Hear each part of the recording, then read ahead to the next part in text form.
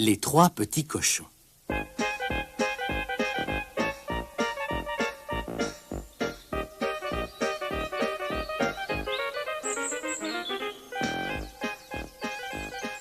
Il était une fois trois petits cochons bien roses et bien ronds. Ces cochonnets vivaient heureux avec leurs parents dans une charmante petite maison en plein champ. Cependant, plus nos trois petits grandissaient, plus le logis devenait étroit pour toute la famille. Et un jour, leur mère déclara: « Nous n'avons plus assez de place ici, mes enfants. Il est grand temps que vous partiez et appreniez à vivre seuls. Construisez-vous chacun une maison à votre goût et faites-la solide, car le grand méchant loup n'attend que l'occasion de vous croquer. » Les petits cochons étaient un peu tristes, mais ils obéirent à leur mère et ils partirent. Le premier se fit une maison de paille, le deuxième se fit une maison de bois et le dernier une maison de briques.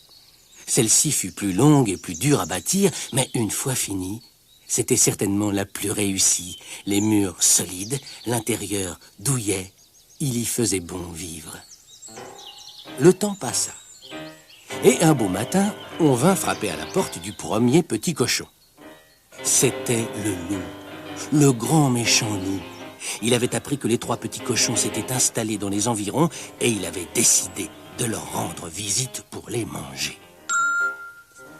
« Petit cochon, ouvre-moi » demanda le loup aimablement.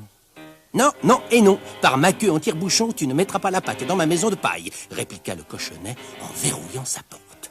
« Tu l'auras voulu » hurla le loup. « Je vais souffler si fort que ta maison de paille s'effondrera et alors je te mangerai. » Aussitôt dit, aussitôt fait. Il inspira, puis il souffla de toutes ses forces et la maison de paille s'envola. Terrifié, le petit cochon s'enfuit chez son frère qui vivait dans sa maison de bois. Et quand le loup, tout haletant, le rejoignit, la porte était déjà fermée.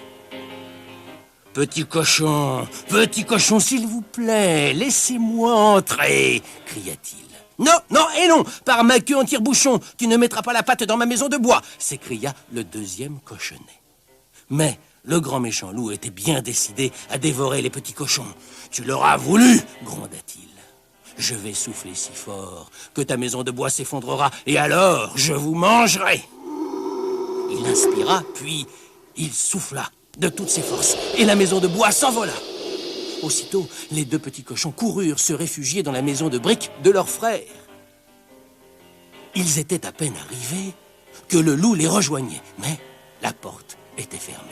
« Petit cochon, s'il vous plaît, laissez-moi entrer » supplia le loup. « Non, non et non, par ma queue en tire-bouchon, tu ne mettras pas la patte dans ma maison de briques » riposta le troisième petit cochon. Le grand méchant loup était furieux. Il n'avait pas l'intention d'abandonner un si beau dîner. « Bon » ricana-t-il.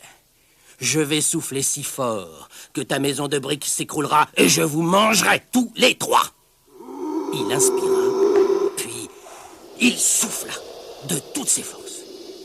Mais la maison ne bougea pas. Fou de rage, il se gonfla, il s'enfla.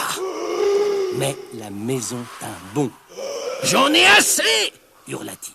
« Puisque je ne peux pas rentrer par la porte, je rentrerai par la cheminée. » À l'aide d'une échelle, il grimpa sur le toit, puis il se pencha dans le trou de la cheminée.